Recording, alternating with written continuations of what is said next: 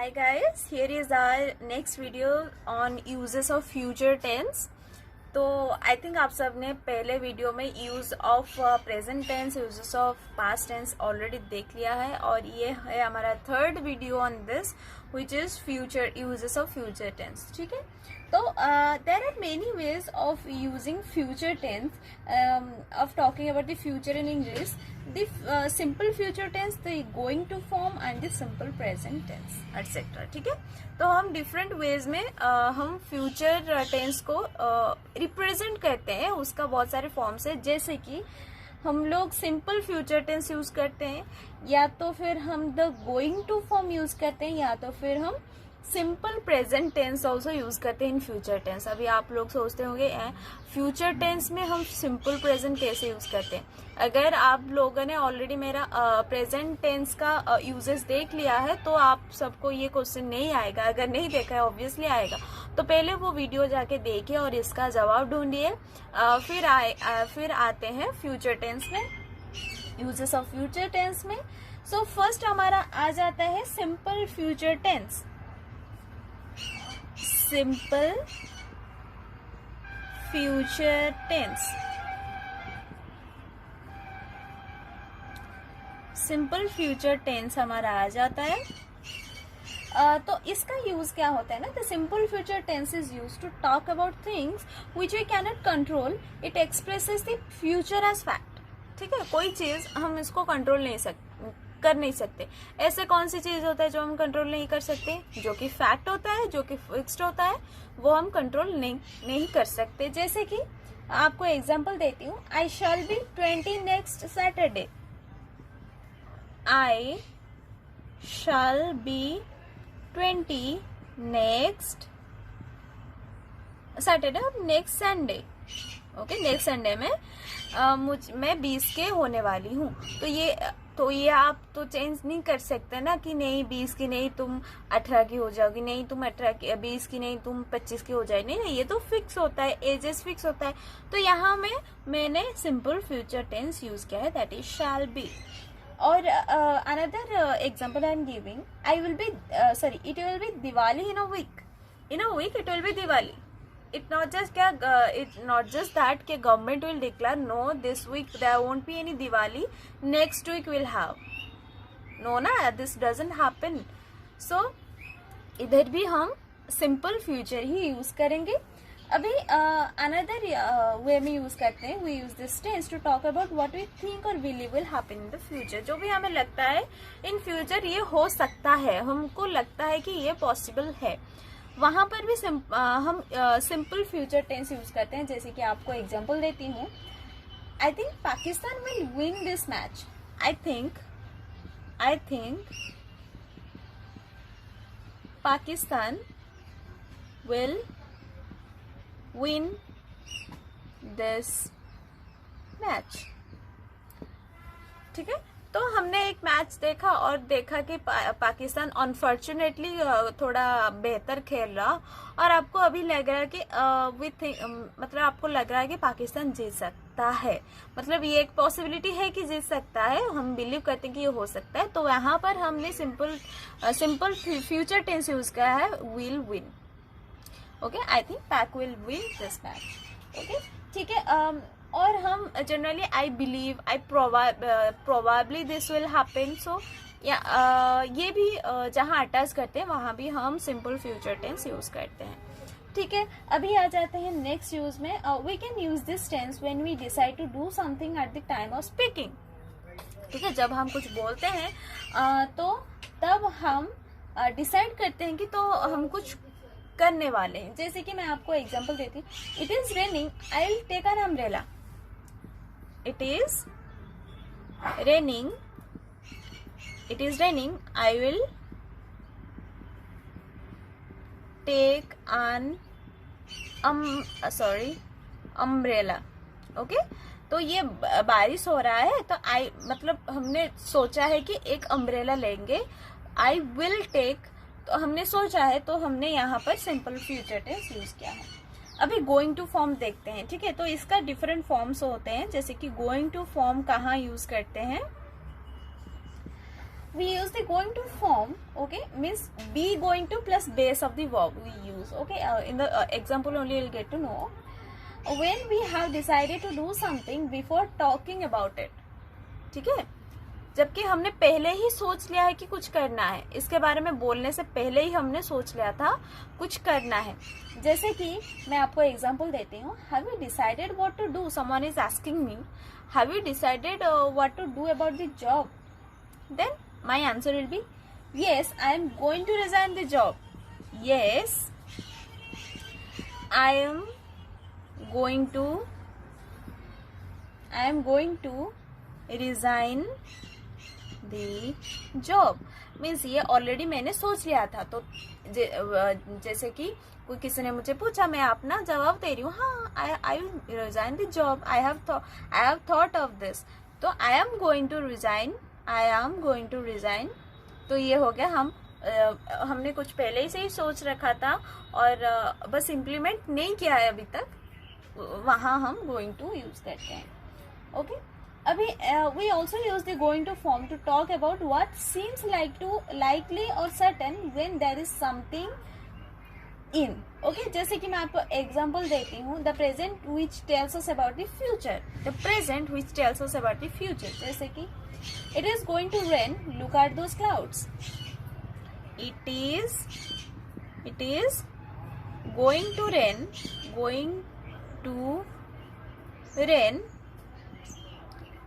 look at the cloud.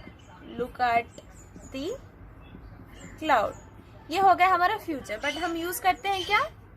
Present tense हम use करते हैं, बट होता है फ्यूचर, बट यूज करते हैं प्रेजेंट. ठीक है, it's going to rain, look at the cloud. मैंने क्लाउड को देखा and it's very dark and it's most probably going to rain, so I used going to. It's going to rain. Okay, and I used present tense to represent the future possibility. Okay, यहाँ भी हम going to form use कर सकते हैं. और next use आ जाते हैं गोइंग टू का. द गोइंग टू फॉर्म में also express an action which is on the point of happening. जैसे कि let's get into the train, it's going to leave. Let's get into the train, let's get into the train, it's going to leave. It's going to leave means at that point only the train has been started and it's going to leave, let's just get into it. okay, तो वहां भी हम going to use करते हैं. ठीक है, अभी आ जाते हैं नेक्स्ट काइंड को, जहां हम बी अबाउट टू यूज करते हैं to represent the future tense. ठीक है, बी अबाउट टू. जैसे कि be about to plus base form can also be use for the immediate future. जैसे कि let's get into the train, it's about to leave. तो मैंने यहाँ, तो एट द सेम पॉइंट हम गोइंग टू यूज करते हैं, एट द सेम पॉइंट हम बी अबाउट टू भी यूज करते हैं. जैसे so I can write also it's about to leave. Okay, तो यहाँ पर भी एट द इमीडिएट फ्यूचर में भी हम यूज करते हैं बी अबाउट टू. ठीक है, अभी आ जाते हैं सिंपल प्रेजेंट टेंस कैसे यूज होता है to represent the future tense. ठीक है, सिंपल फ्यूचर टेंस कैसे यूज होता है. सिंपल प्रेजेंट टेंस कैसे यूज होता है टू, सिंपल प्रेजेंट टेंस कैसे यूज होता है to show the future tense. The simple present tense is used for official program, some time tables. जो ऑफिशियली होता है ना, वो फिक्स होता है. जो डेट्स आपको नोटिस में मिलता है या फिर ऑफिशियल इंफॉर्मेशन में मिलता है, वो सब फिक्स होता है ना. तो वहां पर हम सिंपल प्रेजेंट टेंस यूज करते हैं to show the future tense. जैसे कि the college opens on 23rd June. The college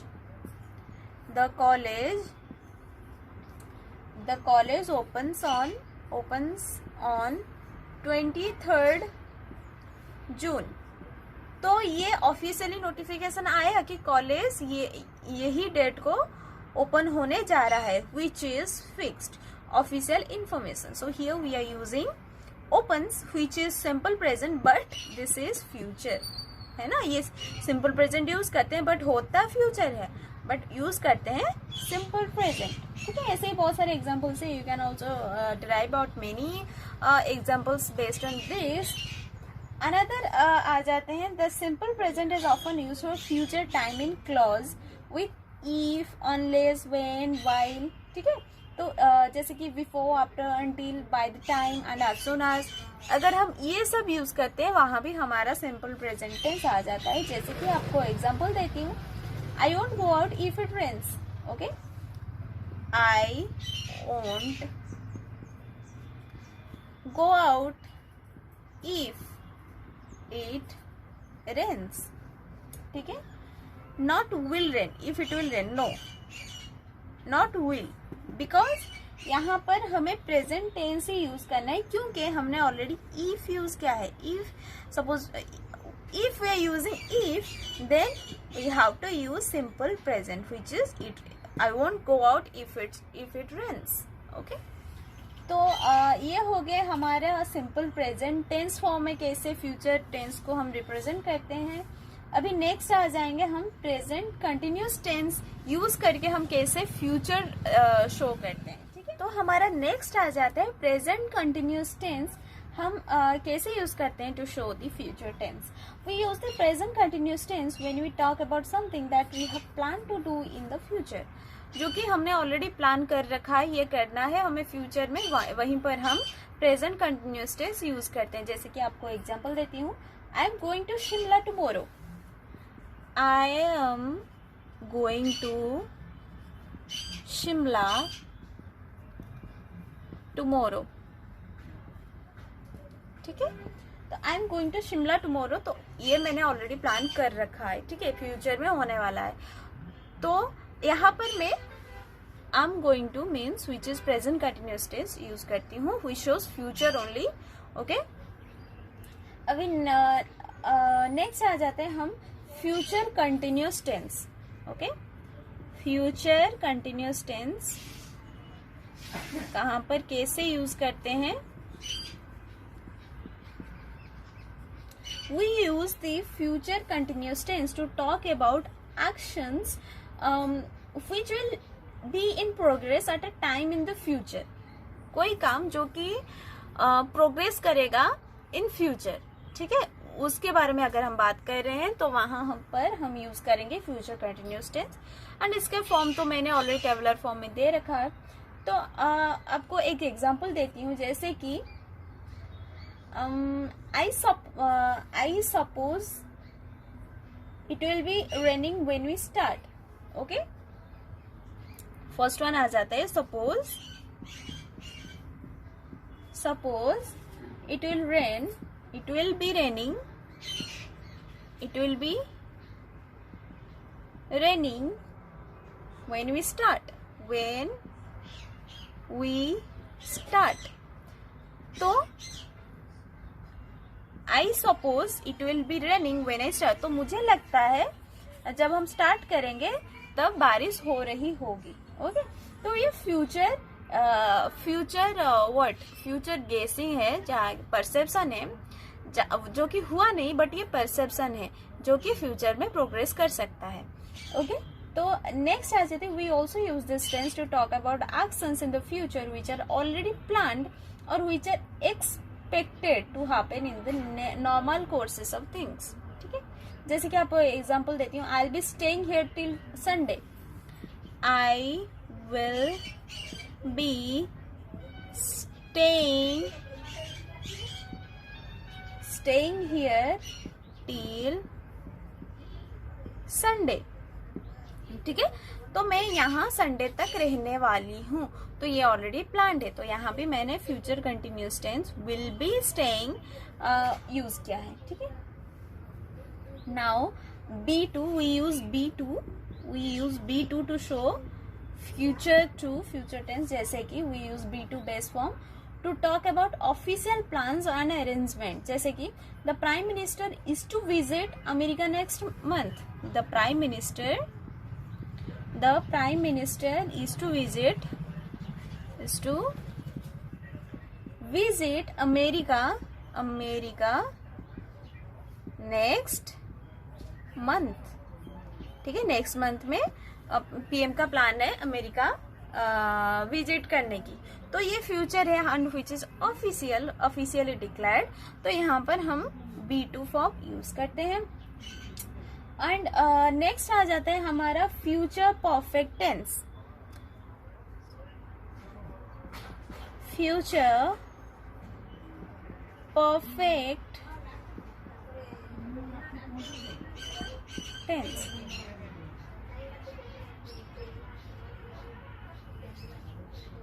the future perfect tense is used to talk about actions that will be completed by a certain future time. Okay, the future perfect tense is used to talk about actions that will be completed by a certain future time. कोई certain future time में जो कि complete होने वाला होता है, वहां पर हम future perfect tense use। Always remember that perfect means complete. Okay, present perfect में भी हमने यूज किया, जहां जो कि खत्म होता है वहां पर हमने, जो कि ऑलरेडी डन, वहां पर हमने future perfect present perfect use किया। पास्ट परफेक्ट में पास्ट में जो खत्म हो चुका है वहां पर पास्ट परफेक्ट यूज किया है। और वैसे ही आप लोग देखेंगे फ्यूचर टेंस में जो कि फ्यूचर में खत्म होने वाला होता है, वहां पर हमने परफेक्ट यूज करेंगे फ्यूचर परफेक्ट टेंस। तो ये जनरली आप याद मतलब रिमेम्बर कर सकते हैं, ठीक है, ये यूजफुल रहेगा। तो जैसे कि आपको एग्जांपल देती हूँ, I shall have written my exercise by then. Okay, I shall have written my exercise by then means तब तक, आई थिंक मैंने तब तक मैं अपना एक्सरसाइज लिख लिया होगा, ठीक है, complete. I shall have written. Okay? वैसे ही बहुत सारे एग्जाम्पल्स है। नेक्स्ट आ जाते हैं future perfect continuous tense. Future perfect continuous tense, इसका यूज हम देखेंगे। So the future perfect continuous tense is used for actions which will be in progress over a period of time that will end in the future. एक काम जो कि already in a progress है and इसको ये future में खत्म होने वाला है। एक काम जो कि ऑलरेडी इन प्रोग्रेस है एंड फ्यूचर में ये खत्म होने वाला है, वहां पर हम यूज करते हैं future perfect continuous tense. Perfect means खत्म, कंटिन्यूस मीन्स प्रोग्रेस, ठीक है। तो ऐसे आप यूज याद रख सकते हैं। तो जैसे कि आपको एग्जांपल देती हूँ, by next March we shall have been living here for 4 years। by next March we shall have been living here, we shall have been living here for 4 years, ठीक है। तो नेक्स्ट मार्च तक हमको यहाँ रहते हुए 4 साल हो जाएगा। तो ऑलरेडी हम रहते हैं 3 साल हो चुका है, नेक्स्ट मार्च तक हमको 4 साल कंप्लीट होने वाला है। तो ये ऑलरेडी इन प्रोग्रेस है और 4 साल को ये कंप्लीट होने वाला है, तो we used shall have been living. Okay, so guys this are all the about the uses of future tenses, ठीक है। So I hope you guys understood everything, and if you have any doubt regarding this, you can ask me in the comment section, and thank you so much guys.